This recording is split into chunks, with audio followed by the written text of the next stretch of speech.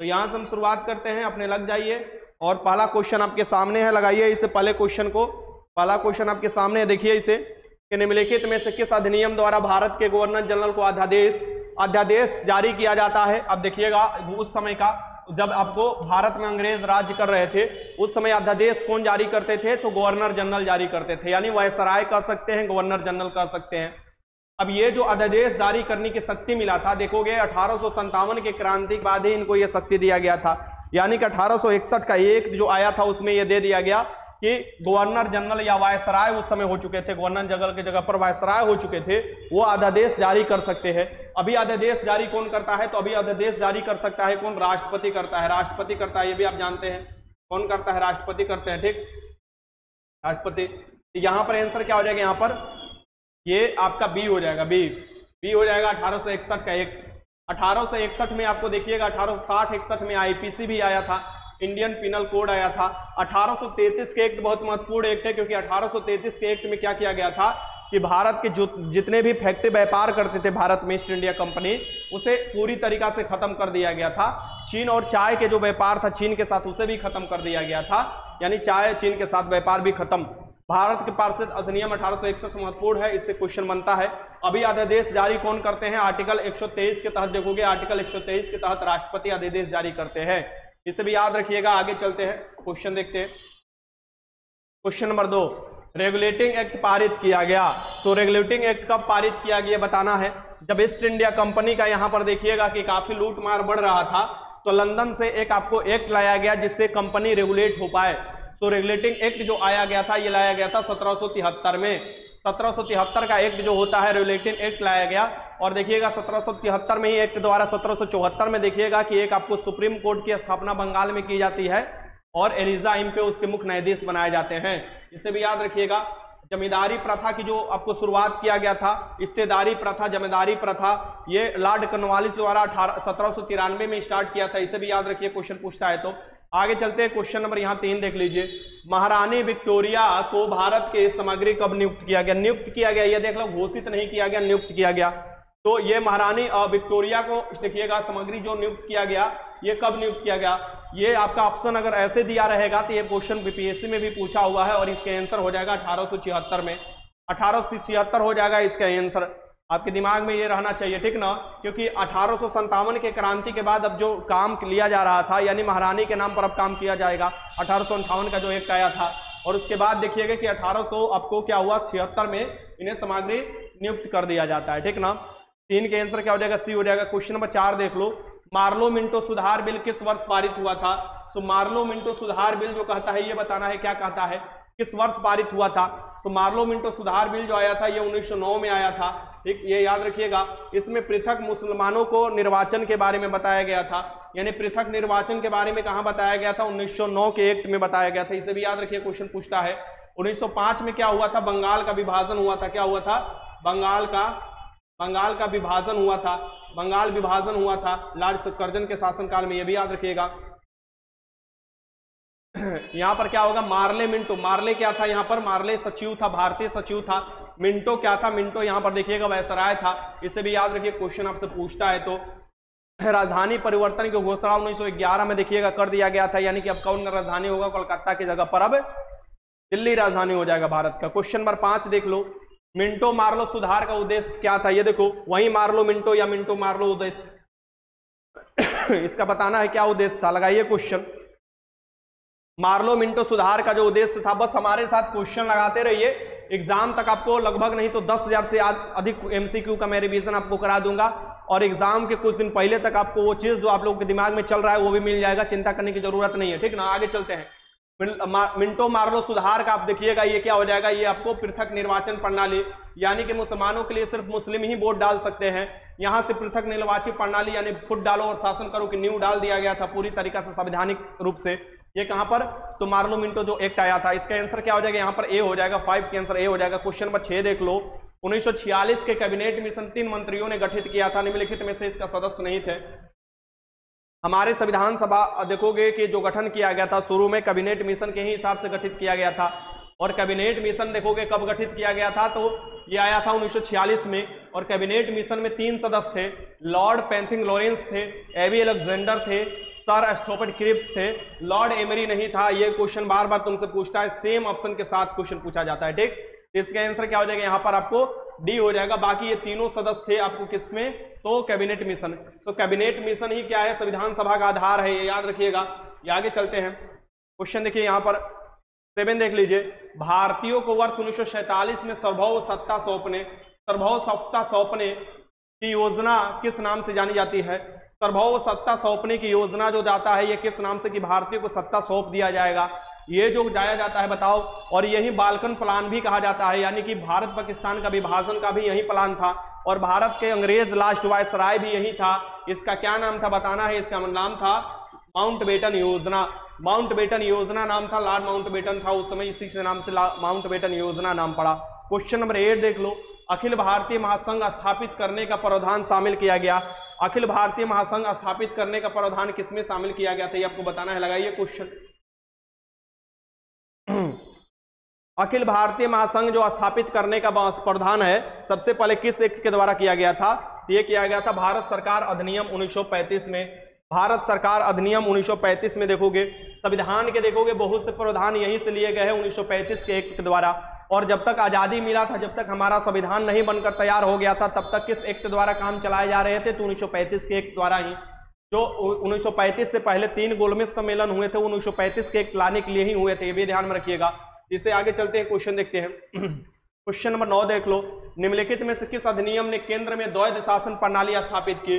केंद्र में द्वैध शासन जो बोल रहा है, पहले आया था 1919 में देखोगे, पहले 1919 में देखोगे प्रांतों में द्वैध शासन प्रणाली आया था। 1919 में देखोगे प्रांत में आया था, कहां पर आया था, प्रांत में आया था, इसे भी याद रखिएगा, प्रांतों में आया था। फिर इसे देखोगे 1935 में देखोगे ये कहां चल गया था, केंद्र में चल गया था। और ये द्वैध शासन प्रणाली कहलाता क्या है भैया, द्वैध शासन प्रणाली कहलाता है कि सब्जेक्ट को 2 भागों में बांट दिया जाएगा, एक हस्तांतरित कर दिया जाएगा, एक रिजर्व कर दिया जाएगा। हस्तांतरित दे दिया जाएगा, लो भैया तुम लोग अपना शासन करो, जो मतलब यहाँ के लोग हैं नेता मदारी को, और बाकी जो रिजर्व है महत्वपूर्ण जो है चीज सब्जेक्ट वो रख लेगा खुद ही गवर्नर जनरल अपने पास। ये जो होगा इसका आंसर क्या हो जाएगा, भारत शासन अधिनियम 1935 में देखोगे ये केंद्र में लागू कर दिया गया था। इसका आंसर क्या हो जाएगा, ये हो जाएगा। क्वेश्चन नंबर 10 देख लो। किस अधिनियम की प्रमुख विशेषता प्रांतीय स्वायत्तता थी। किस अधिनियम की प्रमुख विशेषता प्रांत को स्वायत्तता देने की थी, बताए। क्वेश्चन नंबर 10 लगाइए कि किस अधिनियम की विशेषता प्रांतीय स्वायत्तता थी, बताओ। प्रांत को स्वायत्तता दे दिया गया, बताइए इसमें से कौन सा अधिनियम आया था। क्वेश्चन नंबर लगाइए 10। बहुत अच्छा,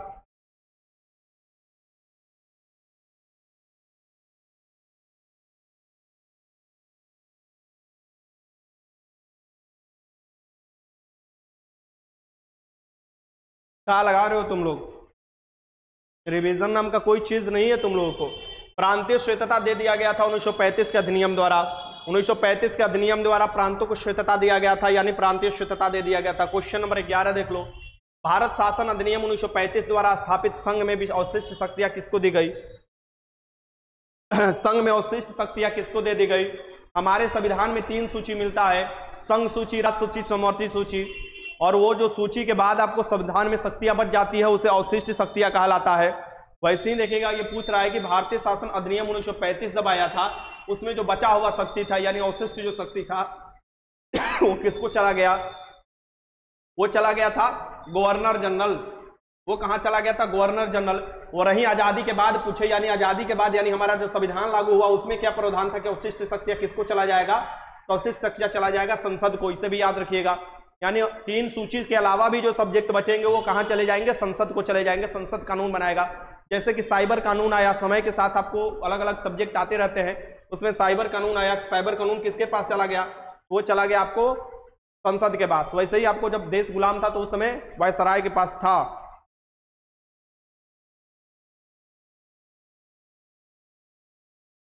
एक टाइम फिक्स कीजिए ना सर, जब तक क्लास ले लेते हैं। एक टाइम फिक्स कीजिए, तुम लोग अपना टाइम बचा कर रखो, ठीक ना। 8:30 बजे से लेके मैं 9 बजे भी ले सकता हूँ, 8:30 बजे भी ले सकता हूँ, डिपेंड कर रहा है कि मुझे कितना तुम लोग को पढ़ाना है, ठीक ना। तो तुम लोग अपना 8:30 बजे तक खाना पीना खा पी कर अपना जो भी है किताब उताब लेकर बैठ जाया करो। चाहे कि मुझे अगर ज्यादा लंबा क्लास ले रहा है तो मैं ले लूंगा, ये डिपेंड करता है मैथ वाले सर पर। अगर मैथ वाले सर 1 घंटा में खत्म कर देते हैं तो मैं 8:30 बजे आ जाता हूं क्लास लेने के लिए। अगर मैथ वाले सर 1 घंटा से ज्यादा क्लास लेंगे तो मुझे 9 बजे आना पड़ेगा क्लास लेने के लिए। तो वो तो डिपेंड कर रहा है मैथ वाले सर पर कि मैथ वाले सर कितना खींच रहे हैं। अगर मैथ वाले देखो 1 घंटा में क्लास ले लिए तो फिर मैं 8:30 बजे आ गया। अगर मैथ वाले सर नहीं लेते 1 घंटा में तो मैं 9 बजे आता। तो मेरा गलती नहीं है, तो तुम्हारा भी गलती नहीं है, मतलब वो पढ़ाने वाले की गलती है। चलो यहाँ पर भारत की संविधान सभा के किसके अनुसार गठित की गई? तो भारत की संविधान सभा जो गठित की गई थी बताओ किस अनुसार? तो आया था कैबिनेट मिशन। कैबिनेट मिशन आया था, बोला था कि यहाँ के संविधान सभा होगा और संविधान सभा में टोटल 389 सदस्य होंगे। बट आप देखोगे फिर बाल्कन प्लान आता है यानी माउंटबेटन योजना आता है, कहता है कि पाकिस्तान एक अलग देश होगा और उसके बाद 299 सदस्य बच जाते हैं संविधान सभा में। हमारे संविधान जो बच जाता है, संविधान सभा जो संविधान का निर्माण करने वाले थे उसमें से 284 लोग क्या है संविधान जब बन गया था तो उस पर साइन किए थे। आगे चलते हैं, क्वेश्चन देखते हैं, इसका आंसर क्या हो जाएगा? डी हो जाएगा। क्वेश्चन 13 देख लो, कैबिनेट मिशन योजना के अनुसार संविधान सभा में कुल कितने सदस्य होते हैं? ये देखो आ गया क्वेश्चन जो तुम मैंने अपने ऊपर कराया क्वेश्चन, तो ये बताओ।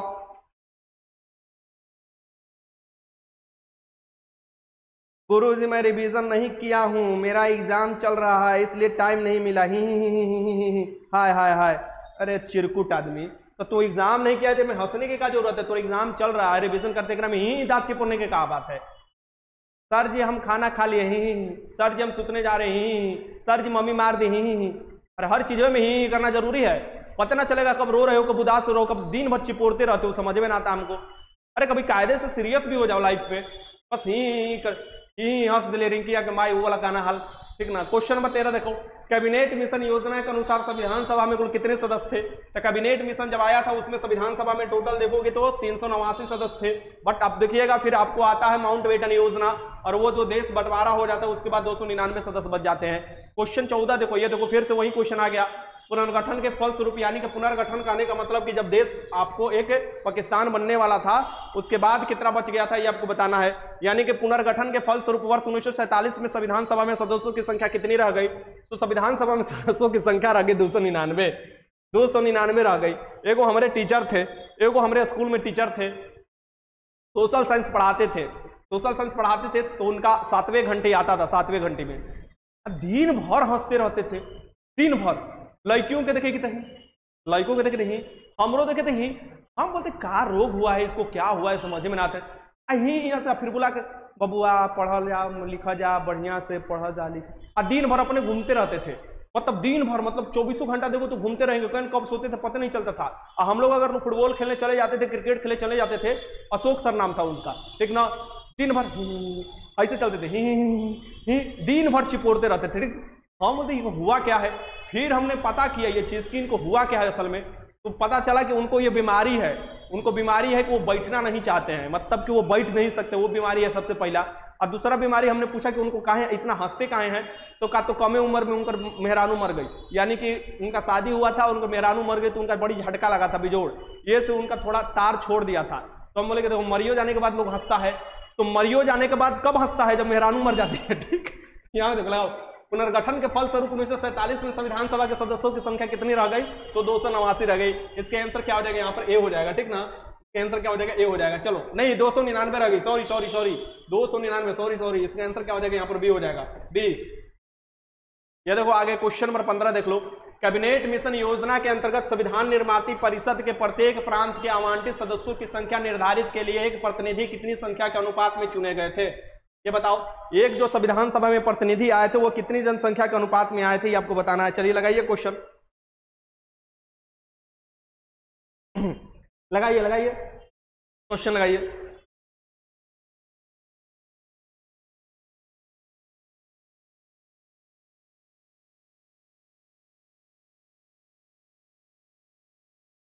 हाँ, ये जो हो जाएगा ये 10 लाख पर होगा। क्या होगा? 10 लाख पर प्रत्येक प्रांत के लोगों को चुनकर आपको लाया गया था संविधान सभा में। आगे देखो क्वेश्चन नंबर 16 देख लो, भारतीय संविधान को किसने बनाया? तो भारतीय संविधान को किसने बनाया बताओ? तो भारतीय संविधान को किसने बनाया है, लगाना है। तो भारतीय संविधान को संविधान सभा ने बनाया है। किसने बनाया है? संविधान सभा ने बनाया है, संविधान सभा के लोगों ने बनाया है। ठीक, इसका आंसर क्या हो जाएगा यहाँ पर? ये विश्व के सबसे बड़ा संविधान है, विश्व के सबसे बड़ा लिखित संविधान हमारे भारतीय संविधान है। तुम लोग को गर्व होना चाहिए कि हमारे भारतीय संविधान बड़ा इसलिए हो गया है कि केंद्र और राज्य दोनों का इसमें प्रशासन और शासन के बारे में बंटवारा किया गया है। क्वेश्चन 17 देखो, संविधान सभा के प्रथम अधिवेशन कहाँ हुआ था? संविधान सभा के देखो कि प्रथम अधिवेशन कब हुआ था? तो 9 दिसंबर 1946 को प्रथम अधिवेशन हुआ था, वहीं दिल्ली में। कहाँ हुआ था? दिल्ली में, ठीक ना। तो ये कहाँ हुआ था? दिल्ली में हुआ था, ठीक ना। इसका आंसर क्या हो जाएगा? यहाँ पर डी हो जाएगा। संविधान सभा की जो भी बैठक होती थी दिल्ली में, देखिएगा क्वेश्चन नंबर 18 देख लो, संविधान सभा के उद्घाटन अधिवेशन की अध्यक्षता किसने किया था?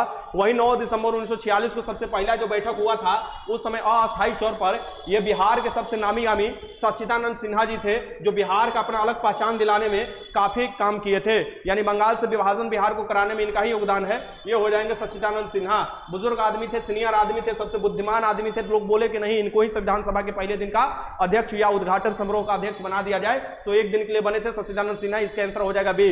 आगे देखो क्वेश्चन नंबर 19, संविधान सभा के अस्थायी अध्यक्ष कौन बने थे? संविधान सभा के जो अस्थायी अध्यक्ष बनाए गए थे वो बिहार के अपने थे, सिवान से थे, बिहार के सिवान जिला से थे। ये कौन से थे बताओ? ये थे हमारे प्रथम राष्ट्रपति डॉक्टर राजेंद्र प्रसाद। डॉक्टर राजेंद्र प्रसाद प्रथम राष्ट्रपति, भारत के आजाद शत्रु कहे जाते हैं। इसका आंसर क्या हो जाएगा? सी हो जाएगा, राजेंद्र प्रसाद। आगे चलते हैं, क्वेश्चन देखते हैं 20 देखते हैं, संविधान सभा के संवैधानिक सलाहकार कौन थे? संविधान सभा के जो संवैधानिक सलाहकार थे ये कौन थे? संविधान सभा के संवैधानिक सलाहकार या ड्राफ्टिंग कमेटी जिसके द्वारा आपको गठित किया गया था, मतलब कि ड्राफ्टिंग नहीं, कमेटी नहीं, जो ड्राफ्ट तैयार किया गया था संविधान का, वो हो जाएगा। और ये संविधान सभा के संवैधानिक सलाहकार एक ही लोग थे, ये थे बेनेगल नरसिंह राव, बीएन राव थे, ये याद रखिएगा, बेनेगल नरसिंह राव थे। इसका आंसर क्या हो जाएगा? यहाँ पर डी हो जाएगा। आगे चलते हैं, संविधान सभा का जो आपको प्रारूप तैयार किया गया था इन्हीं के द्वारा तैयार किया गया था। संविधान सभा नहीं, संविधान का, सॉरी। क्वेश्चन 21 देख लो, संविधान सभा के प्रारूप यानी मसौदा समिति की नियुक्ति कब की गई थी? तो संविधान सभा के जो प्रारूप है यानी कि ड्राफ्ट जो है, ड्राफ्टिंग कमेटी की बात किया जा रहा है, प्रारूप समिति की बात किया जा रहा है, ये कब नियुक्ति की गई थी? अब बताना है तो ये हो जाएगा 29 अगस्त 1947 को। और ड्राफ्टिंग कमेटी की अध्यक्षता किसके द्वारा किया गया था? डॉक्टर भीमराव अंबेडकर द्वारा। और ड्राफ्टिंग कमेटी में सदस्यों की संख्या टोटल कितना था? 7 था। देखो क्वेश्चन नंबर 22 देख लो, संविधान सभा में सभी निर्णय किस आधार पर लिए जाते थे? अब संविधान सभा है, बहुत से लोग इसमें बैठ रहे हैं, अब मतभेद तो होगा ही होगा, मतभेद होगा, लोग एक दूसरे का बात नहीं मानना पसंद करेंगे, ऐसा कुछ नहीं है। सभी विद्वान लोग बैठे थे, सभी अलग अलग प्रांतों से चुनकर प्रतिनिधि आए थे, तो एक दूसरे की बात सुनते थे और बात सुनने पर एक दूसरे के सहमति जताते थे, और सहमति नहीं होने पर समायोजना देते थे। यानी कि भैया बैठ कर बात कर लो, बातचीत से बात हल होता है। इसका आंसर क्या हो जाएगा? यहाँ पर डी हो जाएगा। क्वेश्चन नंबर 23 देखो, संविधान सभा में उद्देश्य प्रस्ताव किसने प्रस्तुत किया था? तो संविधान सभा में उद्देश्य प्रस्ताव जो प्रस्तुत किया गया था 13 दिसंबर 1946 को प्रस्तुत किया गया था, और वो हमारे भारत के प्रथम प्रधानमंत्री जवाहरलाल नेहरू द्वारा प्रस्तुत किया गया था। यानी कि आपको जवाहरलाल नेहरू ने उद्देश्य प्रस्ताव यानी कि अभी की जो प्रस्तावना है जिस संविधान का आपको कुंजी कहा जाता है वो हो जाएगा। इसके आंसर क्या हो जाएगा? यहाँ पर डी हो जाएगा। आगे चलते हैं, क्वेश्चन नंबर यहाँ 24 देखो, भारतीय राष्ट्रीय ध्वज के प्रारूप को किस दिन स्वीकार किया गया था? तो भारतीय राष्ट्रीय जो ध्वज है हमारा, जो तिरंगा है, 3 रंगों का तिरंगा, ठीक ना। ये देखोगे, ये तिरंगा का जो ध्वज है ये तैयार किया गया था, प्रारूप इसके तैयार किया गया था। ये कब किया गया था? तो जुलाई 22 1947 में, यानी 22 जुलाई 1947 में इसकी प्रारूप तैयार किया गया था। इसके आंसर क्या हो जाएगा? सी हो जाएगा। क्वेश्चन 25 लगाओ, संविधान सभा के कितने उपस्थित सदस्यों ने संविधान पर हस्ताक्षर किए थे? यानी संविधान जब बन रहा था तो संविधान सभा के कितने सदस्य उपस्थित थे और हस्ताक्षर किए थे? तो 284 थे। 299 में टोटल 284 सदस्यों ने आपको हस्ताक्षर किया था। इसका आंसर क्या हो जाएगा? बी हो जाएगा। क्वेश्चन नंबर 26 देख लो, संपूर्ण भारतीय संविधान के निर्माण में संविधान सभा को कितना समय लगा? यानी संविधान सभा ने जो आपको संपूर्ण भारतीय संविधान का निर्माण किया था उसमें कितना समय लगाया था, ये आपको बताना है। लगाइए क्वेश्चन। 2 साल 11 महीना 18 दिन। एक्यूरेट इतना नहीं लगा था, लेकिन ये माना जाता है कि 2 साल 11 महीना 18 दिन लगा था। इसका आंसर क्या हो जाएगा? यहाँ पर बी हो जाएगा। आगे चलते हैं, क्वेश्चन देखो यहाँ पर 27, जवाहरलाल नेहरू ने भारत के संविधान सभा की किस बैठक में उद्देश्य प्रस्ताव प्रस्तुत किया था? ये बताओ, इसके आंसर बताओ, किस बैठक हुआ था? कौन सा बैठक हुआ था? ठीक ना, कौन सा बैठक हुआ था? जो ये बात सही लगा देगा उसको 5 को चॉकलेट मिलेगा। इसका आंसर सही लगाना है। जो लोग गलती लगाएगा उसको काला पानी का सजा मिलेगा। चलो बताओ।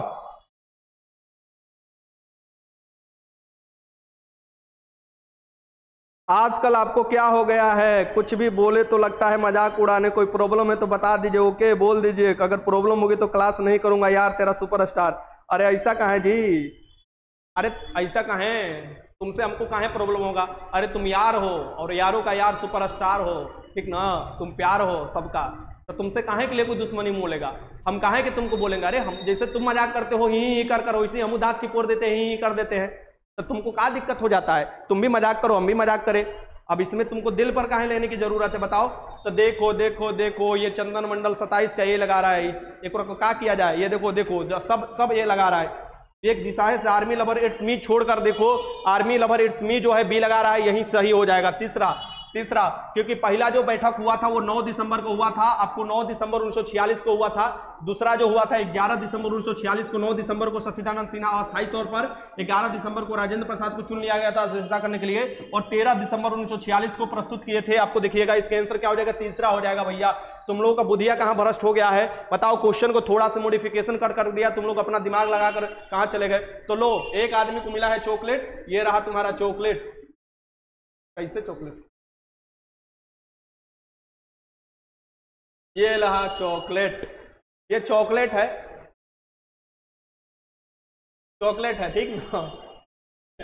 ये चॉकलेट है और इसको खोलकर मुंह में डाल लेना, ठीक। आगे चलते हैं, क्वेश्चन देखो क्या है क्वेश्चन, ठीक हो गया। क्वेश्चन नंबर 28 देख लो, भारतीय संविधान सभा में महिला सदस्यों की कुल संख्या कितनी थी। तो भारतीय संविधान सभा में महिला सदस्यों की कुल संख्या कितनी थी, आपको बताना है। महिला सदस्यों की कुल संख्या कितनी थी बताओ।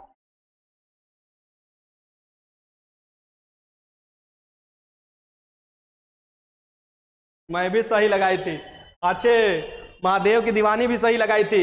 एक चॉकलेट मिलेगा कैसा, ले भैया तू एलपेन लिपेन ले ले, हरियर पियर नहीं है वो चॉकलेट आता था, एलपेन लिपेन नहीं, लॉलीपॉप ले भैया तू, लॉलीपॉप ले ले। ये चॉकलेट है, एक में चरखा बना देते हैं और भी तो चॉकलेट के सजा देते हैं, ले खा ले भाई, ठीक। अब चलो हो गया, पैसा नहीं देना है, खाली चॉकलेट लेना है। भारतीय संविधान सभा में महिलाओं की संख्या कितनी थी, तो टोटल 15 थी। भारतीय संविधान सभा में टोटल महिलाओं की संख्या कितनी थी, यह देखिएगा कि टोटल 15 थी। आगे चलते हैं, देखिए क्वेश्चन नंबर 29 देख लो, भारतीय संविधान कैसा है। तो भारत का संविधान कैसा है आपको बताना है, भारत का संविधान कैसा है, लगाइए क्वेश्चन, भारतीय के संविधान कैसा है, लगाओ क्वेश्चन, क्या दिक्कत है।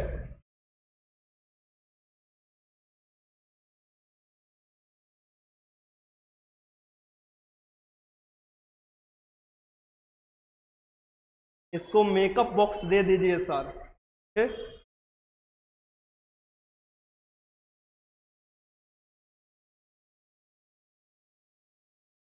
ये देखो ये देखो ये देखो, अरे यार तेरा सुपर स्टार, तू बबुआ काहे गुस्से आ गया बताओ।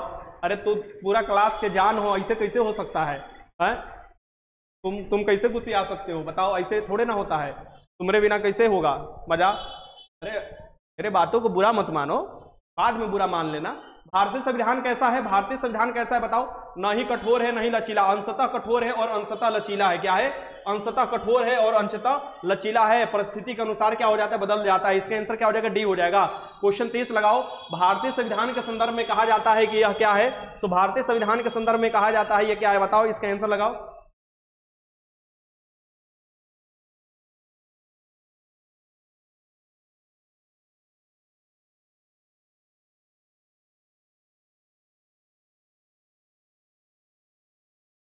चलो यहां पर देख लो, भारतीय संविधान के संदर्भ में बताओ, भारतीय संविधान के संदर्भ में कहा जाता है कि ये मौलिक क्या है, ये आपको वकीलों का स्वर्ग है। वकीलों का स्वर्ग इसलिए कहा जाता है क्योंकि इसमें ऐसा ऐसा प्रावधान है कि बिना सुप्रीम कोर्ट हाई कोर्ट में जाकर इसका व्याख्या किए नहीं हो सकता है, और इसी का लूज पोल उठाकर वकील अच्छा मोटा पैसा कमा लेते हैं। इसलिए ये साधारण जो व्यक्ति है नहीं आप देखोगे कि ज्यादा इस पर बात करते हैं, इसलिए इसे कहा गया है संविधानों का ये है क्या है, स्वर्ग है, यानी कि ये बोला गया है, यानी कि भारतीय संविधान। क्वेश्चन नंबर 31, भारतीय संविधान पर सबसे अधिक प्रभाव किसका पड़ा है। हमारे भारत के जो संविधान है सबसे अधिक प्रभाव किसका पड़ा है बताओ। तो हमारे भारत के संविधान पर सबसे अधिक प्रभाव पड़ा है भारत शासन अधिनियम 1935 का। भारत शासन अधिनियम 1935 के सबसे अधिक प्रभाव पड़ा है, इसे भी याद रखिएगा, ये हो जाएगा इसके आंसर। आगे देखते हैं क्वेश्चन नंबर 32, भारतीय राजनीतिक व्यवस्था में इनमें से कौन सर्वोच्च है। भारत के राजनीतिक जो व्यवस्था है इनमें से कौन सर्वोच्च है, ये आपको बताना है। तो भारतीय राजनीतिक व्यवस्था में सबसे ऊंचा जो है, सर्वोच्च जो है, ये हो जाएगा आपका सर्वोच्च न्यायालय, नहीं भैया संविधान हो जाएगा। संविधान से ही तो शक्ति सर्वोच्च न्यायालय भी लेता है, ये याद रखिएगा। तो इसमें सबसे सर्वोच्च जो हो जाएगा यहाँ पर बी हो जाएगा, यानी कि क्या हो जाएगा यहाँ पर बताओ, यहाँ पर हो जाएगा संविधान। अब हमारा एक बात बताओ कि अगर यही ब्रिटेन देता, यानी कि अगर हम बात करें ब्रिटेन का, यही अगर इंडिया की जगह क्या कर लो, ब्रिटेन लिख लो और इसके आंसर बताओ। इंडिया के जगह यहाँ की यानी कि ब्रिटेन के राजनीति या ब्रिटेन में इसमें से सबसे सर्वोच्च कौन है बताओ। ऑप्शन सेम है, ये क्वेश्चन लगाना है आप लोगों को, क्वेश्चन लगाना है, बताओ अब आंसर बताओ, ब्रिटेन में कौन हो जाएगा, लगाओ ब्रिटेन में सर्वोच्च कौन हो जाएगा। अगर ब्रिटेन का लगाओगे तो ब्रिटेन में कौन सा सर्वोच्च होगा, लगाओ आंसर इसका। फिर से जो मैंने क्वेश्चन बोला उसका आंसर लगाओ, यानी कि 32 का आंसर तुम लोग, जो क्वेश्चन मैंने बोला 32 का क्वेश्चन का आंसर लगाओ तुम लोग। संविधान संविधान संविधान, सी। काजल निषाद बी, अमित कुमार सी, राजा महाराजा। देखो ये चंदन मंडल के वो पता ना कौन नशा कर आता है, राजा महाराजा को सोच बता रहा है। अरे राजा महाराजा वहां के कठपुतली है भैया, यहाँ जैसे राष्ट्रपति के नाम से काम होता है वही राजा महाराजा के सेम वही चीज है वहां पर। अजीबे हाल है तुमको। यहाँ पर क्या हो जाएगा, संसद हो जाएगा, पार्लियामेंट, पार्लियामेंट हो जाएगा। इस बात को ध्यान में रखिएगा। पार्लियामेंट वहां पर चाहे तो कुत्ता को बकरी घोषित कर दे, बकरी को कुत्ता घोषित कर दे, इतना शक्ति है। यानी वहां का कोई लिखित संविधान नहीं है। पार्लियामेंट में जिसकी सरकार आती है, देखते हो ना, वो कोई भी एक्ट ला देता है। तो वहां पर क्या होता है, पार्लियामेंट जो है ये संप्रभु है, यानी कि वो किसी के अथु में नहीं है। पार्लियामेंट को सबसे ज्यादा शक्ति है। इसका आंसर क्या हो जाएगा, यहाँ पर सी हो जाएगा। मतलब ये वाला आंसर का नहीं, मतलब जो मैंने पूछा, ब्रिटेन में सबसे अधिक संप्रभु कौन है, संसद हो जाता है, इसे भी याद रखिएगा। ब्रिटेन में पूछे तो, इंडिया में तो अपना संविधान है ही। क्वेश्चन देखो 33 देख लो, भारतीय संविधान का अभिभावक कौन है ये बताओ। सो भारतीय संविधान का अभिभावक कौन है बताना है। भारतीय संविधान का अभिभावक बताओ, इसमें से कौन हो जाएगा, लगाइए। मेरा सही है, सिंगल बाय। चलो ठीक, कोई बात नहीं, यहाँ पर लगाओ क्वेश्चन। भारतीय संविधान का अभिभावक कौन है, भारतीय संविधान के जो अभिभावक है ये कौन है बताओ। बताओ इसके आंसर, 33 के आंसर लगाओ। बहुत अच्छा बहुत अच्छा बहुत अच्छा। अभिभावक मतलब कि वही, अगर संविधान की कोई बात हुई तो क्या हुई, जाके ओकरा बाद पूछल जाई तो बता दी। यहाँ बताओ इसके आंसर क्या हो जाएगा। क्वेश्चन नंबर 33 है। अरे मान लो अभिभावक कहने का मतलब समझते हो तुम लोग क्या होता है। लाइक जैसे घर में अभिभावक होते हैं, मान लो हमने के घर गलती कर देते हैं, हम लोग को गलती कर देते हैं तो हम लोग को कौन बताता है कि हमने गलती किया है या सही काम किया है, अभिभावक ही ना बताएंगे। यानी घर के बाबूजी मारेंगे थप्पड़ थप्पड़, तो वही सर्वोच्च न्यायालय है। अगर कोई भी बात होता है तो अगर उसका उल्लंघन होता है तो हम लोग उसका डिस्कशन करने के लिए कहाँ चले जाते हैं, सर्वोच्च न्यायालय। क्वेश्चन नंबर 34 देख लो, निम्नलिखित में से कौन सा एक भारतीय संविधान का दर्शन नहीं है, फिलोसफी नहीं है, यानी भारतीय संविधान में इसके बारे में नहीं बताया गया है। भारतीय संविधान का कौन सा इसमें से दर्शन नहीं होगा। अरे हमारे बबुआ यार, तेरा सुपरस्टार तुम नजर नहीं आ रहे हो दूर दूर तक, तुम्हारे बिना अकाल पड़ा हुआ है कमेंट बॉक्स में। काहे को सिया जा रहे हो बताओ। तुम मजाक कर रहे थे, ही हंस रहे थे, हम तो ना से ही हंस दिए तो तुम खिसिया गए। बताओ ऐसे थोड़े ना होता है। आ जाओ मुंह मत रटकाओ, मुंह फुलाने तो नहीं। छोटी छोटी लड़की है, लड़की हो का जी, अजीबे इंसान, छोटे लड़के हो का तुम मुंह फुला बैठे हो। मुंह फुलाना चाहिए, बड़े वो लड़का हो गए, पहाड़ा ते हो गए तो कुछ दिनों में बिहार पुलिस का ड्यूटी करोगे, मुंह फुला लोगे। नहीं हम गोली नहीं चलाएंगे, कहा कि हमको कोई बोल दिया है गोली चलाएंगे तो हमको झटका लगेगा, इसलिए हम गोली नहीं चलाएंगे। ऐसे बुड़बक इंसान हो तुम, ठीक ना। अरे गुरु जी का बोलने का काम है बुड़बक। चलो यहाँ पर निम्नलिखित में से कौन सा एक भारतीय संविधान का दर्शन नहीं है बताओ। समवादी, चीन वाला जो है या रूस वाला जो, ये चीज यहाँ से नहीं लिया गया है। समवादी यहाँ पर नहीं है। भारतीय देखो कल्याणकारी राज है, समाजवादी तो हईवे क्या, राजनीतिक समानता हईवे क्या है, यहाँ पर साम्यवादी नहीं है। इसका आंसर डी हो जाएगा। आगे देखो क्वेश्चन नंबर 35, किसने कहा भारत एक अर्ध संघात्मक राज है। किसने कहा था कि भारत एक क्या है, अर्ध संघात्मक राज है, यानी संघात्मक नहीं है, अर्ध संघात्मक राज है, ये बताना है। लगाओ इसके आंसर, किसने कहा था। एकदम नुनुआ है, ठीक ना, एकदम बबुआ है, ये बबुआ है। चलो देखो लिख रहा है कि इसको भी क्या चाहिए, लॉलीपॉप चाहिए। अरे बुड़बक, तो हम बुद्धि समझ रहे हैं, तू क्या बोल रहा है। किसने कहा भारत के अर्ध संघात्मक राज है, तो ये कहा था किसने, केसी वीगर ने। तो ठीक, इसके आंसर क्या हो जाएगा, डी हो जाएगा। बहुत अच्छा, बहुत। आगे चलो क्वेश्चन नंबर देखो यहाँ पर 36, भारतीय संविधान का सबसे बड़ा एकांकी स्रोत क्या है। भारतीय संविधान का सबसे बड़ा एकांकी स्रोत, यानी कि जहां से सबसे अधिक लिया गया है प्रावधान। ये बार बार क्वेश्चन घुमा कर आ रहा है, बस शब्द बदल दे रहा है। ये देखोगे, गवर्नमेंट इंडिया एक्ट 1935 जब आया था, यानी 1935 के जो भारत शासन अधिनियम आया था वहीं से लिया गया था। इसका डी हो जाएगा। क्वेश्चन नंबर 37 देख लो, भारत की संघीय व्यवस्था किस देश की संघीय व्यवस्था से अधिक है। ये तो यार तेरा सुपरस्टार तो वो शादी वाला दुल्हवा में हाल हो गया। पंचायत सीरीजवा नहीं देखे थे, नहीं देखे थे, कुर्सियां मांगा था बैठने के लिए तो कुर्सियां नहीं दिया तो मुंह फुला लिया था। देन यार तेरा सुपरस्टार का भी यही हुआ, ना हमको कुर्सी बैठेंगे, हम चाका वाला कुर्सी पर बैठेंगे, ना तो हम मुंह फुला लेंगे। ये तो वही हाल होता है। मेरा दोस्त था, शादी हो रहा था, गया था अपन, मतलब बारात में गया था, मतलब कुकरे बारात में हम भी चले गए थे, तो गया था। अब वो का मुंह फुला लिया, हम सन जानबे भी ना करते थे मुंह फुलाना क्या होता है। मुंह फुला लिया, मुंह लटका लिया। हम कहा भाई सब लोग खाना नहीं खा रहा है, ये शादी विवाह में क्या बात हो गया। तो हमरा का चाहिए, तो हमरा चाहिए स्प्लेंडर, माने हमरा मोटरसाइकिल चाहिए। तो हम बोले जे रे ये मुंह फुलाए, ये मुंह फुला ले यार, तेरा सुपरस्टार मुंह फुला ले, ओकरा स्प्लेंडर चाहिए। ये देखो इस बात, भारतीय संघीय व्यवस्था किस देश की संघीय व्यवस्था से अधिक समानता रखती है, तो कनाडा के। कनाडा के जो संघीय व्यवस्था है उससे हमारा जो संघीय व्यवस्था है सभी समानता रखती है। इसका आंसर क्या हो जाएगा यहाँ पर? कनाडा हो जाएगा। चलो ठीक, कनाडा हो जाएगा। चलो इसका आंसर क्या हो जाएगा? बी हो जाएगा। जाने दो, मुंह मत फुलाओ, मुंह मत फुलाओ, तुमको मोटरसाइकिल दिलवा दिया जाएगा तुम्हारे शादी जब होगा तो, चिंता मत करो, मुंह मत फुलाओ, अब मुंह हंस दो, हंस दो। भारत के संघीय, देखो संघीय व्यवस्था कनाडा से इसलिए है कि कनाडा में भी जस्ट लाइक हमारे जैसा ही है, यानी कि भारत में क्या है, केंद्र मजबूत है, राज्यों से ज्यादा शक्ति केंद्र के पास है, राज्यपाल की भी नियुक्ति केंद्र ही करता है। तो ये सब प्रावधान देखोगे कनाडा में भी देखने को मिलता है। सशक्त केंद्र जो है ये आपको कनाडा में भी है और अपना भारत में भी है। अपना जीएसटी मॉडल भी यही आपको प्रारूप अपनाया गया है, जो लागू किया गया है। क्वेश्चन नंबर 38 देख लो, भारतीय संविधान में समवर्ती सूची का अवधारणा कहां से ली गई है? समवर्ती सूची का अवधारणा ले गई है, यह बताना है कहां से ले गई है। लगाइए, समवर्ती सूची की स्थापना। आ गया सर, गाड़ी की कमी नहीं है मेरे घर में, 2 स्कॉर्पियो और 2 ट्रैक्टर और 3 बाइक है। लिख रहा है कि हमारे घर में गाड़ी की कमी नहीं है, 2 स्कूटर, 2 ट्रैक्टर, 3 गो और बाइक है। अरे बुड़बक, तोरा ये सब कुछ होगा, तोरा के हीरो के साइकिल दिया जाएगा, वो तो नहीं है ना तुम्हारे घर, तो तुमको चलो हटाओ, स्प्लेंडर हटाओ, कैंसिल। तुमको बेस्ट एकदम 3000 4000 के साइकिल आता है, एटलस का चाहे हीरो का साइकिल दिया जाएगा। चलो हटाओ, उस पर तुम जाना अपने ससुरारी में मेहरानों को बैठाकर। भारतीय संविधान में समवर्ती सूची की अवधारणा कहां से ली गई है? तो समवर्ती सूची की अवधारणा जो ली गई है ऑस्ट्रेलिया के संविधान से ली गई है। समवर्ती सूची पर कौन कानून बना सकता है? तो राज्य भी बना सकता है, केंद्र भी बना सकता है। इसमें देखोगे ये कहां से ली गई है? ऑस्ट्रेलिया के संविधान से ली गई है, इसे भी याद रखिएगा, इसके आंसर भी हो जाएगा। आगे देखो क्वेश्चन नंबर 39, भारतीय संविधान में मौलिक कर्तव्य का विचार कहां से लिया गया है? तो भारतीय संविधान में जो मौलिक कर्तव्य लिया गया है, यानी फंडामेंटल ड्यूटी, जो संविधान के भाग 4A में है, ये कहां से लिया गया है, ये आपको बताना है। लगाओ, तो भारतीय संविधान के जो है ये बताना है। तो भारतीय संविधान के जो है ये बताइए, भारतीय संविधान में मौलिक कर्तव्य का विचार कहां से लिया गया है? अमेरिका के संविधान से, ब्रिटिश संविधान से, रूस के।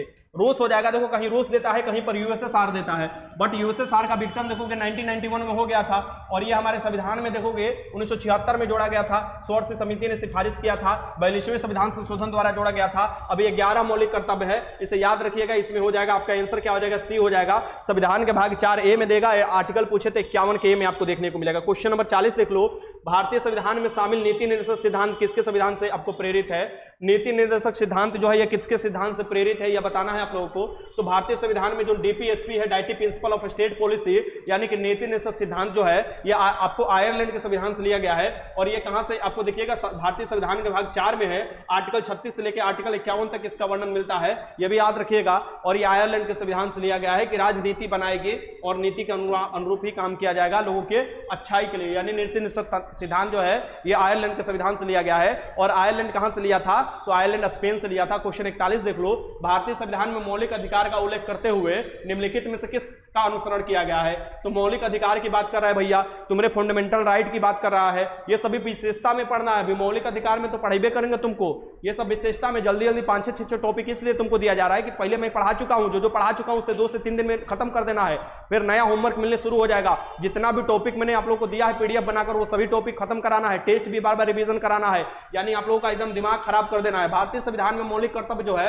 ये देखोगे कहां से लिया गया है? यूएसए से लिया गया है, और ये संविधान का मैग्ना कार्टा कहा जाता है। और भारतीय संविधान के भाग देखोगे, भाग ये किस में मिलेगा? भाग 3 में मिलेगा।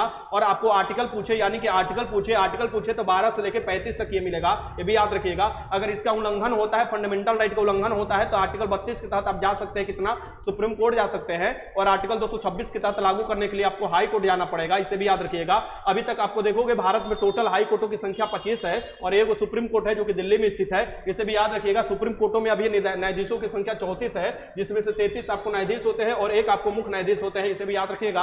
अगर आपसे पूछे कुछ भी तो लगा लीजिएगा। आगे चलते हैं, यहाँ पर आंसर क्या हो जाएगा आपको कि मौलिक कर्तव्य कहां से लिया गया है? आपको अमेरिका से लिया गया है। और अभी 6 मौलिक कर्तव्य है, पहले कितना था? 7 मौलिक कर्तव्य था, लेकिन 7वें मौलिक कर्तव्य को कब हटा दिया गया था? 7वें मौलिक कर्तव्य को 1978 में हटा दिया गया था। कब? 44वें संविधान संशोधन कर। और ये देखोगे ये किसमें था? आर्टिकल आपको देखोगे आर्टिकल 31 में मिलता है, और आर्टिकल देखोगे वो और आर्टिकल में उसका उल्लेख था आपको, आर्टिकल आपको कौन सा? ये था 19 के 1 में था, ठीक ना।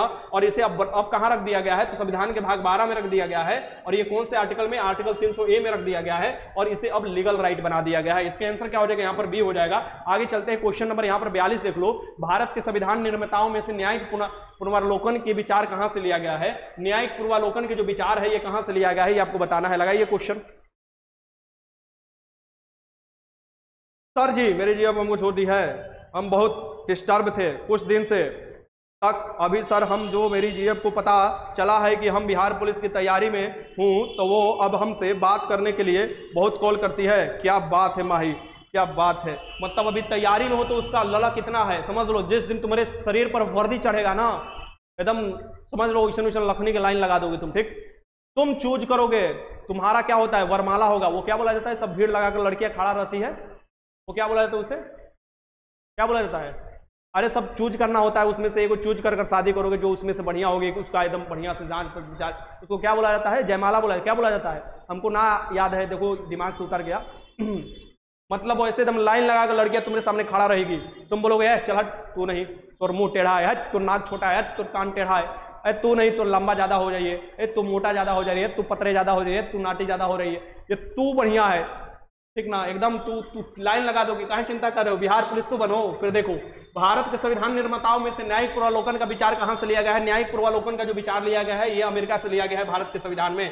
इसका आंसर क्या हो जाएगा, डी हो जाएगा। क्वेश्चन 43 देख लो, कानून के समान संरक्षण वाक्य कहां से लिया गया है। अब कानून के समान संरक्षण और कानून के समानता, ये देखोगे दो शब्द है, ठीक ना।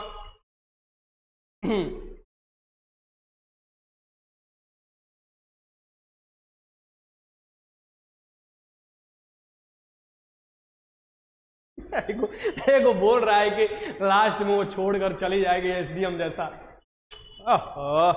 अरे जिसको छोड़कर जाना है जाए, इस दुनिया में कमी पड़ा हुआ है। अरे जिसको छोड़कर जाना है जाए। अरे ताकत अपने अंदर रखो, अपने अंदर जुनून रखो, जुनून रखो। कल गया वो लड़का अगर आईएएस बन गया रहता ना, एसडीएम बन गया रहता ना, तो उसको वो छोड़कर नहीं जाती, ठीक, वो नहीं जाती, क्योंकि वो पढ़ाई दिमाग से की थी, दिल लगाकर पढ़ाई की थी, उसे लगा कि इसके साथ रहना मुझे बेचैनी भरा, और मैं उस बारे में ज्यादा कमेंट भी नहीं कर सकता क्योंकि मैं उसका पूरा नहीं जानता हूं क्या बात था। लेकिन अगर उसने काम ये किया है तो वो गलत किया है। फिर भी मैं बोलूंगा कि तुम लोग अपने दम पर को, ये ना कि अपने मेहरानू के दम पर। हमारे मेहरानू डीएसपी बन गई भैया, अब तो हमारा के एकदम जीप में बैठे के मिली, हमरो पीछे दूगो बॉडी गार्ड घूमिए सन, हमारे मेहरानू वाला बॉडी गार्ड लेकर एकदम सब्जी लावे के उला दिया सन, कभी कभी खैनी मंगा ले। अरे वो सब मत चिरकुट काम करना कभी भी जिंदगी में, नहीं तो पता चलेगा कब छोड़कर चली जाएगी, फिर न्यूज में तुम टुपना चुआते हुए दिखाई दोगे, हमारे मेहरानू छोड़ के भाग गए दरोगा जी। कानून के समान संरक्षण का वाक्य कहां से लिया गया है, तो कानून के समान संरक्षण मान लो यहाँ पर मान लो यार तेरा सुपरस्टार हो गया, ये यार तेरा सुपरस्टार है बेचारा। मैं यहाँ पर देखो हंसी मुसी यहाँ पर हंसते हुए बना देता हूँ इसका चित्र, यार तेरा सुपरस्टार ये है, ठीक। कहोगे कि सर जी लाइन मार दिया है क्या एक बलवा में, अरे ना एक बाल डिजाइन वाला है, ठीक। यार तेरा सुपरस्टार है ये, और यहाँ पर वो मान लो चंदन मंडल है, ठीक, चंदन मंडल है, ये है, ये दोनों है। मान लो यार तेरा सुपरस्टार 6 फीट का है और चंदन मंडल 4 फीट का है, मान लो भैया, इसमें दुख मानने की क्या चीज है। और दोनों क्रिकेट देखने के लिए गए हैं, क्रिकेट देखने के लिए गए हैं। अब मान लो स्टेडियम की जो बाउंड्री है, और स्टेडियम की जो बाउंड्री है क्या है, यहाँ पर मान लो ये स्टेडियम में क्रिकेट हो रहा है, स्टेडियम की बाउंड्री जो है ये 5 फीट की है, 5 फीट की है। तो ये तो स्टार सुपरस्टार इसमें से देख लेगा, झांक कर क्रिकेट देख लेगा, लेकिन चंदन मंडल बोलेगा भैया हमारा तो हाइट कम है, हम कैसे देखेंगे। तो चंदन मंडल को क्या किया जाएगा, यही समान संरक्षण प्रदान किया जाएगा। कानून में बात कर रहे हैं, यानी क्रिकेट देखने का नहीं है, तेकरा के क्या कर दिया जाएगा, चंदन मंडल को भी एक टेबल ला कर दे दिया जाएगा 2 फीट के, कि भैया तू भी मैच देख लो। तो वो 2 फीट का जो आपको टेबल लाया गया, यानी कि कानून को समान संरक्षण, यानी कि गरीब और अमीर दोनों के इक्वली लाया गया। और तब देखा गया कि असल में कानून किस पर कौन गलती किया है, कौन सही किया है, उसके अकॉर्डिंग सजा मिलेगा। सेम ये चीज जो अवधारणा लिया गया है ये अमेरिका से लिया गया है। ये नहीं कि कानून के सामने सब समान है, ये तो बात सही है, लेकिन क्या गरीब भी और अमीर भी कानून के समय समान एकदम हो सकते हैं, ये तो कहीं से भी औचित्य नहीं होता है। देन ये पॉजिटिव चीज है, समान संरक्षण जो है ये पॉजिटिव चीज हो जाता है, ठीक। आगे देखते हैं, यहाँ पर देखो, देखिए विधि के समक्ष समानता, देखो विधि के समक्ष जो समता लिया गया है, यानी कि विधि के सामने कोई भी हो, अमीर हो, गरीब हो, छोटा हो, नाटा हो, मोटा हो, गोटा हो, कोई भी हो, वो समान होगा, विधि के समानता। ये जो लिया गया है ये ब्रिटेन वाले कहते हैं, यानी इंग्लैंड से संविधान से लिया गया है, यानी इंग्लैंड के संविधान से ये लिया गया है। और विधि के समान संरक्षण जो लिया गया है वो अमेरिका के संविधान से लिया गया है, हमारे दोनों लिया गया है। यानी इसीलिए ना आर्टिकल 39 के देखो, आर्टिकल 39 के ए में देखोगे तो आपको जो निःशुल्क विधि सहायता प्रदान किया जाता है आपको, तो वो किस लिए किया जाता है, इसीलिए ना कि कोई अगर विधि के समक्ष आपको देखोगे, यानी कि उसको अगर कानूनी सहायता चाहिए तो उसको दिया जाएगा सरकार द्वारा। तो ये चीज यहीं से आपको देखने को मिलता है। चलो आगे बढ़ते हैं, क्वेश्चन नंबर 45 देख लो, भारतीय संविधान के संशोधन प्रक्रिया किस संविधान से प्रभावित है। तो भारतीय संविधान में संशोधन की जो प्रक्रिया है ये किस संविधान से प्रभावित है, ये आपको बताना है। लगा ये क्वेश्चन फास्ट कीजिए सर जी, नेट खत्म होने वाला है यार, बस अब 10-12 को क्वेश्चन और बचा हुआ है। कोई लड़की बोली थी कि जीएफ से लड़ाई किया होगा, तो सुनो दीदी ये सब तुम पर सेट करेगा, तुझे नहीं, मैं ये घटिया काम नहीं करता हूँ, समझी। मुझे मेरे पेरेंट्स और पढ़ाई और जॉब से प्यार है, समझी, घटिया मत सोचो। क्या बात है, ये देखो, ये कहा जाता है जोरों के झटका धीरे से। यार तेरा सुपरस्टार को कोई लड़की मार दी थी पिन कि लड़ाई किया है गर्लफ्रेंड से, इसलिए सर जी से भी लड़ाई कर रहा है। हम यार तेरा सुपरस्टार को बचपन से जानते हैं, भले इससे मिले नहीं है लेकिन इससे हम जानते हैं ये ऐसा लड़की से कभी नहीं ये सब काम करेगा, ये डायरेक्ट शादी करेगा, ठीक ना। ये वो सब तुम लोग मत सोच के रखो, गलत बात मत सोचो, लड़की सब गलत कमेंट मत किया करो किसी को भी। भारतीय संविधान के संशोधन की प्रक्रिया कहाँ, संशोधन जो है आर्टिकल 368 के तहत किया जाता है, और ये संशोधन की प्रक्रिया कहाँ से लिया गया है, ये दक्षिण अफ्रीका के संविधान से लिया गया है, इसे भी याद रखिएगा। इसका आंसर डी हो जाएगा। क्वेश्चन नंबर 46 देख लो, भारत के राष्ट्रपति की आपातकालीन शक्तियां निम्नलिखित में से किस देश से ली गई है। सो आपातकालीन की जो शक्तियां ली गई है ये कहां से ली गई है आपको बताना है। ये आपातकालीन जो लिया गया है ये आपको जर्मनी के वाइमर संविधान से लिया गया है, यानी जर्मनी के जो वाइमर संविधान से वहां पर देखिएगा आपातकाल के बारे में है। हमारे संविधान में आर्टिकल 52 के तहत राष्ट्रीय पात है, आर्टिकल देखोगे 356 के तहत आपको कौन हो जाएगा, राष्ट्रपति शासन हो जाएगा, और आर्टिकल 360 के तहत देखोगे वित्तीय आपात होगा। आर्टिकल 352 अभी तक 3 बार लग चुका है। कब लगा है, 1962 में चीन के साथ युद्ध हुआ था सबसे पहला बार, और दूसरा बार जो लागू हुआ था 1971 में जब आपको पाकिस्तान के साथ युद्ध हुआ था, और तीसरा बार हुआ देखा आपको आंतरिक अशांति के कारण 1975 से 77 में लागू किया गया था इंदिरा गांधी द्वारा। से आंतरिक अशांति के शब्द हटा दिया गया 44वां संविधान संशोधन 1978 द्वारा, और इसके जगह पर सशस्त्र विद्रोह जोड़ दिया गया। ये भी याद रखिएगा, इसके आंसर हो जाएगा। आगे चलते हैं, क्वेश्चन देखते हैं। अभी देखोगे फिलहाल देखोगे मणिपुर में जो हिंसा हुआ है वहां पर आर्टिकल 355 लागू किया गया है, और आर्टिकल 355 ये कहता है कि अगर संविधान के अनुरूप अगर शासन नहीं चला पा रहा है राज्य सरकार तो उसको सुरक्षा मुहैया कौन कराएगा, यही केंद्र सरकार कराएगा। यही चीज वहां पर लागू किया गया है। भारत के राष्ट्रपति का आपातकालीन शक्तियां निम्नलिखित में से किस देश से है, तो यहां पर लगा लोगे जर्मनी के वाइमर संविधान से है। आगे देखते हैं क्वेश्चन यहाँ 47 देख लो, प्रकाश वर्ष किसकी इकाई है। ये देखो फिजिक्स क्वेश्चन एंट्री मार दिया, प्रकाश वर्ष किसकी इकाई है, लगा दो बबू वालों आंसर। प्रकाश वर्ष किसकी इकाई है, लगाओ आंसर। प्रकाश वर्ष किसकी इकाई है, प्रकाश वर्ष किसकी इकाई है। अच्छा, हम सब इमोजी का मतलब तो समझ जाते हैं, लेकिन एक इमोजी आता है कि लड़का उसमें से हंसता है, मतलब इमोजी में हंस रहा है, और बगल में यहाँ पर दिल का चित्र है, यहाँ पर दिल का चित्र है। देखो एक अभी लड़का फिरदौस कोनो नाम है, वो भेज रहा है, मतलब ऊपर यहाँ पर भी मैंने हंसी वाला इमोजी है, ऊपर यहाँ दिल का चित्र है, यहाँ दिल का चित्र है।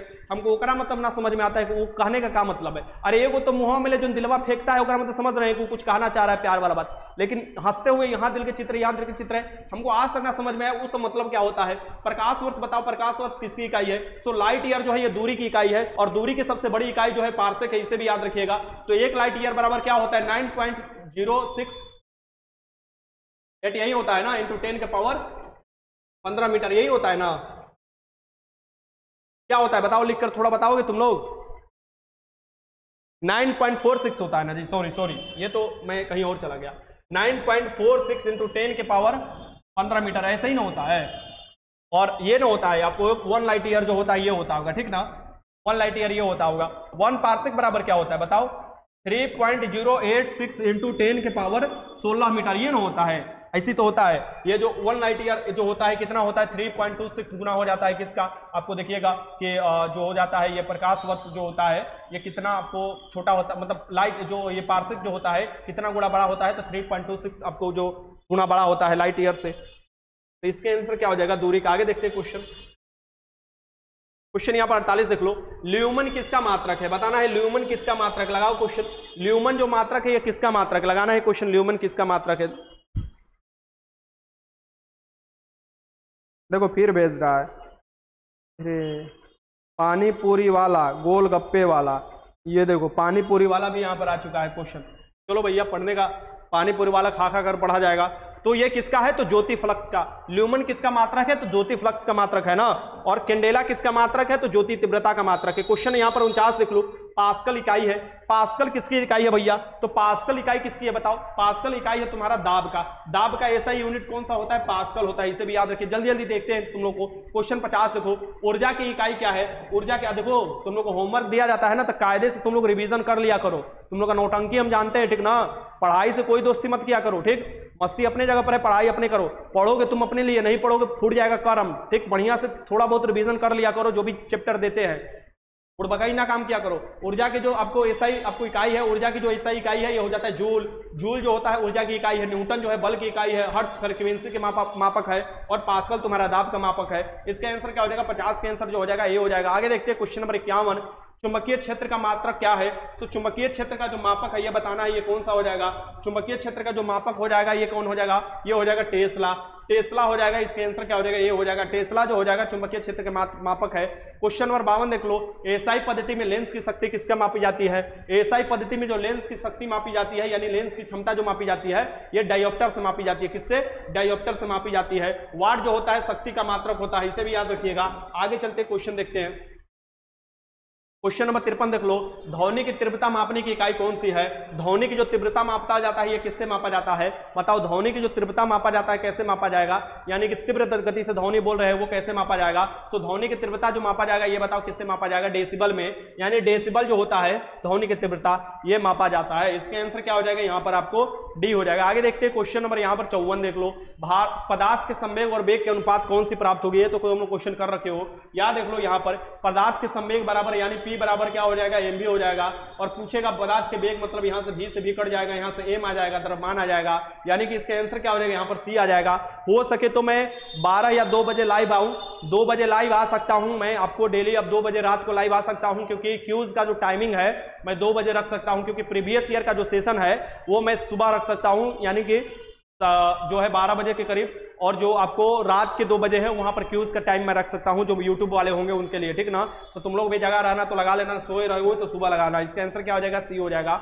आगे देखते हैं क्वेश्चन नंबर 55, एक लड़की झूले पर बैठी हुई, ये तो क्वेश्चन मैंने कराया था कभी ना कभी। एक लड़की झूला पर बैठ कर झूल रही है, एक लड़की क्या है झूला पर बैठ कर झूल रही है, तो लड़की के खड़े हो जाने पर क्या हो जाएगा? भैया खड़ा हो जाएगी तो उसका लंबाई जो हो जाएगा झूला वाला लंबाई घट जाएगा, और जिसके कारण क्या हो जाएगा? झूला वाला लंबाई घट जाएगा। तो देखो टाइम जो होता है आवर्तकाल ये होता है 2π/L/G हो जाता है, तो ये क्या हो जाएगा? ये घट जाएगा। तो घट जाएगा तो वैल्यू भी घट कर निकलेगा, यानी कि क्या हो जाएगा? बताओ यहाँ पर आंसर बताओ क्या हो जाएगा? कम हो जाएगा ना। सब कोई सब में बांट सकता है पर कोई पढ़ाई से नहीं बांट सकता, तो मन से पढ़ना चाहिए, नहीं तो बिल्कुल ना पढ़ना चाहिए। क्या बात है, ठीक ना। बंटवारा सब चीज में हो सकता है बट पढ़ाई में कभी बंटवारा नहीं हो सकता। ये बात तुमने सही बोला है, एकदम सही बोला है बउआ। बंटवारा सब चीज में हो सकता है लेकिन तुम्हारे पढ़ाई में कोई नहीं बंटवारा कर सकता है। क्वेश्चन नंबर 56 देख लो, 56 देख लो यहाँ पर, प्रत्येक क्रिया के बराबर विपरीत दिशा में एक प्रतिक्रिया होती है। प्रत्येक क्रिया के बराबर विपरीत दिशा में एक प्रतिक्रिया होती है और ये अलग अलग वस्तुओं पर विपरीत दिशाओं में लगती है। इसे न्यूटन के तीसरा नियम कहा जाता है, यानी कि कौन सा यहाँ पर हो जाएगा? न्यूटन गति के तीसरे नियम के अकॉर्डिंग हो जाएगा। इसके आंसर क्या हो जाएगा? यहाँ पर सी लगा लेना बबुआ सब। आगे देखो क्वेश्चन नंबर 57 देख लो, जल में तैरना न्यूटन के गति के किस नियम के अनुसार है? जल में तैरना किस नियम के? अभी हमने गया था, अभी देखो कब गए थे? 5 तारीख को NIT घाट गए थे नहाने के लिए, बहुत मस्ती से तैरे थे, एकदम समझ लो तैरे थे, छपाक छपाक छपाक, ठीक ना, बहुत मस्ती से। और मतलब गंगा जी में, समझ में आया ना तुम लोगों को? तो नहाने हम गए थे गंगा जी में। तुम लोग जैसा कोढ़ी नहीं है, ठीक, तुम लोग अपने पोखरा में भी नहीं नहाने जाते हो। हम छोटे थे ना, तो हम लोग नहर में भी नहाने जाते थे, नदी में भी नहाने जाते थे। एक नई बात ध्यान में रखना, तुम लोगों को भी कभी कभी जाना चाहिए, ये ना कि जाकर डूब जाना चाहिए, इसे ना नहाना चाहिए, मस्ती करना चाहिए लाइफ में। मस्ती उतना ही करो जितना कर सकते हो, ठीक ना। ये भी नहीं कि मस्ती के चलते तुम्हारे घर वाले परेशान हो जाए। जल में तैरना यानी कि जल पर ठाए ठाए मारोगे तो जल उधर से तुम्हारा एक बल लगाएगा, और ये न्यूटन के तीसरे नियम के अकॉर्डिंग होता है, ये याद लगाओ। इसका आंसर क्या हो जाएगा? यहाँ पर सी हो जाएगा। आगे देखो क्वेश्चन नंबर 58, बल की परिभाषा आती है, बल की परिभाषा किससे मिलती है आपको बताना है। जो बल होता है इसकी परिभाषा बताना है किससे मिलती है। बल का व्यंजक नहीं परिभाषा पूछ रहे, लगाओ क्वेश्चन।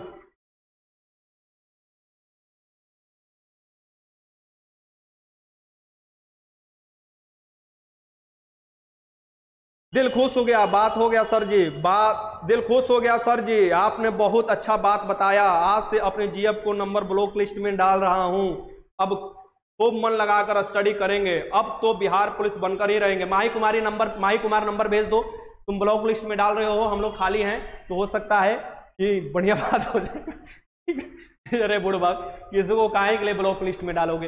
दूसरे को कभी परेशान नहीं करना चाहिए और दूसरे को परेशानी के चलते अपने को भी परेशान नहीं होना चाहिए। सबका एक समान बात होता है। अपना इतना अंदर मत जिज्ञासा भी डाल लो कि मैं बदला निकालूंगा, ये करूंगा वो करूंगा। शांति से तैयारी करो, मनुष्य है, मनुष्य जैसा सोच रखो, सामाजिक प्राणी हो, सामाजिक प्राणी के जैसा एक दूसरे का इज्जत करो, तभी रिश्ता बन सकता है और आगे तक चल सकता है, ठीक। और ज्यादा अगर दिक्कत है तो हमको नंबर पर पकड़ा दो, बाकी हम अभी की है सब संभालने के लिए। देखो यहाँ पर बल की परिभाषा आता है, ये कौन से आता है कि गति के पहले नियम से आता है। ये न्यूटन जी ने गति के पहला नियम दिया था, क्या दिया था कि कोई भी वस्तु जो है गति अवस्था में रहेगी तो गतिशील रहेगी, अगर आप रुकी हुई रहेगी तो रुकी हुई रहेगी, जब तक उस पर बाहरी है कि बल ना लगाया जाए। बाहरी आपको यहाँ पर जो हो जाएगा बल की परिभाषा निकलता है और दूसरे नियम से बल के व्यंजक निकलता है। ये देखो क्वेश्चन नंबर यहाँ पर 39 देख लो, चलती हुई बस अचानक ब्रेक लगता है तो उसमें बैठे हुए यात्री आगे की तरफ गिरते है ये किसके द्वारा समझा जाएगा? यानी कि बस अगर चलती हुई और लगा दिया ब्रेक, यानी कि आगे जा रहे थे, ब्रेक लगाया यानी कि पीछे भाग रहा है, ब्रेक लगाया यानी बस पीछे भाग रहा है, यानी तुम आगे पलट जाओगे। और ये कौन होगा बताओ? तो चलती हुई बस है तो चलेगी बस, तो वो क्या हो जाएगी? न्यूटन के पहला नियम, न्यूटन के पहला नियम हो जाएगा यहाँ पर। यानी कि न्यूटन के पहला नियम की आपको क्या हो जाएगी? न्यूटन के पहला नियम हो जाएगा यहाँ पर, ठीक ना। आगे चलते हैं, गति जड़त्व हो जाएगा यहाँ पर। क्वेश्चन नंबर 60 देखो, रॉकेट किस सिद्धांत पर काम करता है? रॉकेट जो सिद्धांत पर काम करता है उसका नाम बताना है। रॉकेट किस सिद्धांत पर काम करता है? गुरुजी मैं अभी खाना बना रहा हूं और क्लास भी कर रहा हूं, मेरी बीबी सो के टीवी देख रही है। ओ माय गॉड, हे भगवान, चड़क नीति की बीबी सो कर टीवी देख रही है, बेचारा बेलना से खाना बना रहा है, ठीक ना। कोई दिक्कत नहीं है, खाना बना सकते हो। अरे जिंदगी भर बीबी पर शासन ही करोगे, बीबी को तो अपने पर शासन करने दो, फिर देखो समाज कैसे बदल रहा है। अरे जिंदगी भर तो सबको दबा कर रखे हो बुड़बक, जिंदगी भर तो औरतों को दबा कर रखा गया है, तनी औरतों को भी उठने दो, समाज बदलेगा। अरे आज हम देख रहे थे, अरे एक चीज मानना पड़ेगा, ठीक ना, एक चीज तुमको जानना पड़ेगा। हम स्कूटी पर बहुत से लड़कियों को देखे हैं, मतलब 99.9% देखे हैं, वो कभी भी स्कूटी पर पैर नहीं रखती है, अपना पैरवा फैले रहती है, ठीक ना। मतलब कि देखो कि आ रहे थे जंक्शन की तरफ से मैथ वाले सर के साथ, पैरवे से मार दी ठोकर, ठाए दिन हमको चोट भी लग गया। सैंडल पहनी थी, एक तो चुक चुक सैंडल पहनती है। अब पैरवा स्कूटी पर ना रखना चाहिए, वो सबको डर लगा रहता है कि कब हम स्कूटी से किसी को धक्का मार देंगे, कब पलट के गिर जाएंगे। ये तो हम तो एकदम 100% तुम लोग के बात के साथ सहमत है कि स्कूटी उन लोगों को एकदम समझो कि कभी भी एकदम पैर रखबे ना करती है। आज जो भी लड़का देखे एकदम पैर रखकर इधर से उधर घुमैले रहता है, ठीक ना, लेकिन वो सब पैरे ना, मतलब मार दी ठोकर, बताओ चोट लग गया हमको। रॉकेट किस सिद्धांत पर काम करता है? रॉकेट जो सिद्धांत पर काम करता है ये क्या होता है? तृतीय नियम पर, ठीक ना। ये कौन हो जाएगा? न्यूटन के तृतीय नियम पर काम करता है, इसे भी याद रखिएगा। यानी कि रॉकेट ऊपर की तरफ जाता है, उसका एनर्जी नीचे की तरफ छोड़ता है तो ऊपर की तरफ से पुश करता है, पूर्णोदक के रूप में इसमें इस्तेमाल किया जाता है एनर्जी का। इसका आंसर क्या हो जाएगा यहाँ पर? ये तृतीय नियम 60 के आंसर ए हो जाएगा। तुम्हारा काम खत्म हुआ यहीं पर। 60 क्वेश्चन आज आया था, रिवीजन भी करा दिया तुम लोगों को और तुम लोगों का क्वेश्चन भी हो गया। चलो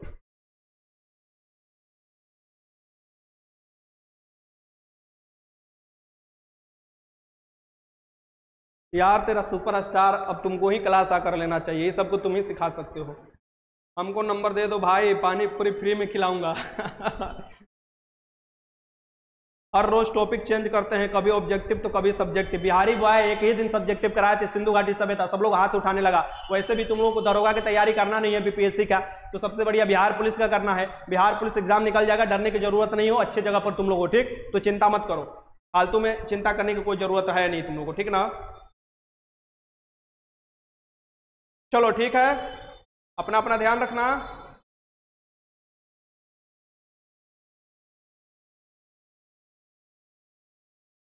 बीबी का शासन नहीं चलेगा, बीबी का शासन नहीं चलेगा। बिट्टू कुमार देखो अभी से बोलने लगा, बीबी का शासन नहीं चलेगा, तोरे ऊपर तो सबसे ज्यादा चलेगा। चलो ठीक है, हाँ काम खत्म हुआ यहाँ से। अपना ध्यान रखो और बहुत अच्छा स्कोर किए हो तुम लोग, रिवीजन करते रहो क्योंकि आसान क्वेश्चन था, पहले हुए पढ़ाया हुआ क्वेश्चन था, तो ये उम्मीद किया जाता है इसमें 90 प्लस आपको 90 पर, मतलब कि 90% प्लस आपको सही होना चाहिए। चलो फिर मिलते हैं, आप लोग अच्छे से अपना ख्याल रखो और 2 बजे अगर क्यूज होगा तो मैं आपको अपडेट दे दूंगा। बाकी जो जगह रहेंगे 5 ही 10 ही 15 जो भी होंगे लड़के वो करेंगे क्यूज, और बाकी रिकॉर्डेड सुबह वीडियो देख लेंगे। मिलते हैं फिर आप लोगों से, अब हम भी जा रहे हैं खाना वाना खाने, ठीक। तो शुभ रात्रि, गुड नाइट, हरे कृष्णा, हरे राम, बाय बाय।